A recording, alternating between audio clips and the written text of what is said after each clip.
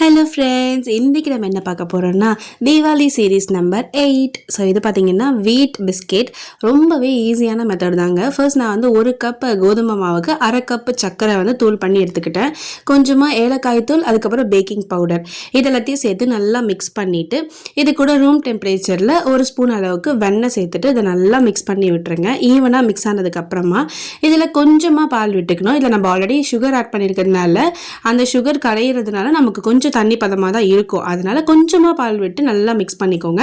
இந்த மாதிரி லைட்டாக பிசு பிசுன்னு இருக்கும். லைட்டாக மேலே வந்து கோதுமை மாவு இருக்குல்ல, அதை தூவிட்டு மிக்ஸ் பண்ணிங்கன்னா பர்ஃபெக்டாக வந்துடும். இதுதான் கரெக்டான பதம். இப்போ அடுத்து பார்த்தீங்கன்னா இந்த மாதிரி லைட்டாக பிசைஞ்சிட்டு இதை வந்து நம்ம கொஞ்சம் தடியாக இட்டு எடுத்து வச்சுக்கலாம்.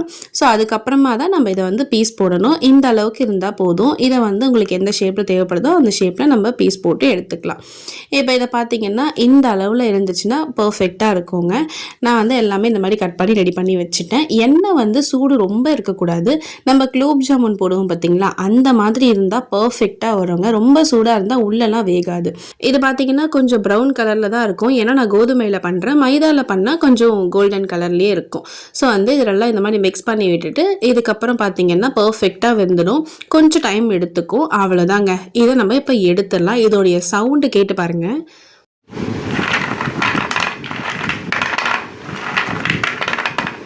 கேட்டிங்களா எவ்வளோ சூப்பரான சவுண்டு. ஸோ சூப்பராக க்ரன்ச்சியாக இருக்கும். உள்ளேயுமே சூப்பராக க்ரன்ச்சியாக இருக்கும். இந்த தீபாவளிக்கு நீங்கள் செஞ்சு பார்த்துட்டு எப்படி வந்துச்சுன்னு கமெண்ட் பண்ணுங்கள், லைக் பண்ணுங்கள், ஷேர் பண்ணுங்கள், சப்ஸ்கிரைப் பண்ணுங்கள். பாய்.